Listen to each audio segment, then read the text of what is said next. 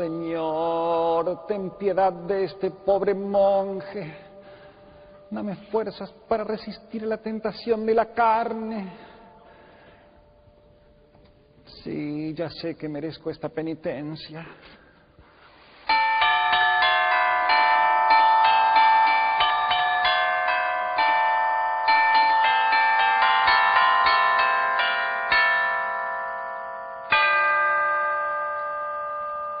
Desde que tomé los hábitos se me hace cada vez más difícil cumplir con el voto de castidad. El padre prior me dijo: hijo, es muy simple, debes distraerte. En tu tiempo libre ocúpate en tus manualidades. Oh, no, mejor reza. Rézale a la santa de la pureza, de la abstinencia. Santa Frígida. Y fui a rezarle a la imagen de la santa, que tiene ese aspecto austero, ese rictus de amargura. En verdad, pobrecita, es espantosa.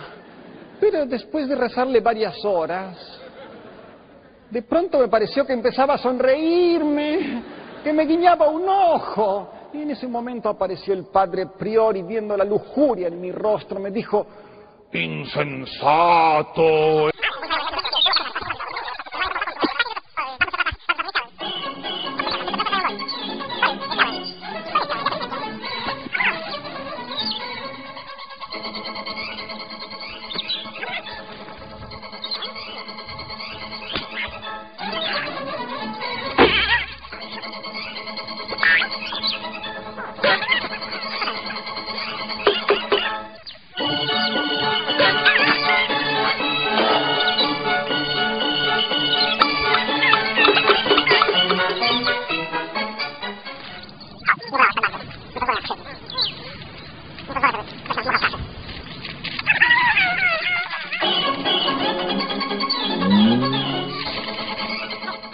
When people talk about homosexuality, they often ask, is it a choice?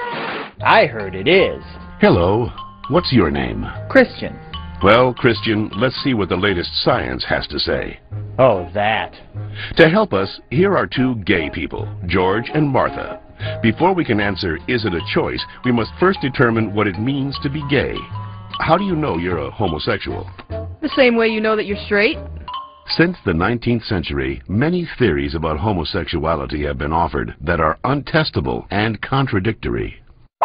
Male homosexuality is the result of an absent father and an overbearing mother. See ya. Stand up straight, dear. And the female homosexual has never recovered from her anger over not having the penis. She wishes to avenge her perceived castration by taking another female as her sexual object. You're kidding me, right? Well, I've always been told that homosexuality is unnatural. Is it? In fact, homosexual relations are common in nature, including zebras, baboons, dolphins, sheep, buffalo, ducks, foxes, elephants, horses, gorillas, moose, house cats, pigs, mice, rabbits, swans, and lions, to name a few. Well, okay, but we're not animals. Human beings have free will. You don't just decide who to love. Settle down there, Martha. Christian does have a point, but let's take a look at the most recent scientific evidence. As they study sexual orientation, scientists are currently looking at three main areas: genes, hormones, and birth order. Of course, most of these studies focus only on male sexuality. Sorry, Martha. What a shock. Let's first look at studies of identical twins. Hi. When one identical twin is a gay man, the other twin is gay up to 70% of the time, far higher than would occur if genes played no role. In fact, these studies show that genes play a greater role in determining sexual orientation than they do in whether or not you're right or left-handed. And we don't punish the left-handed. Well, not anymore.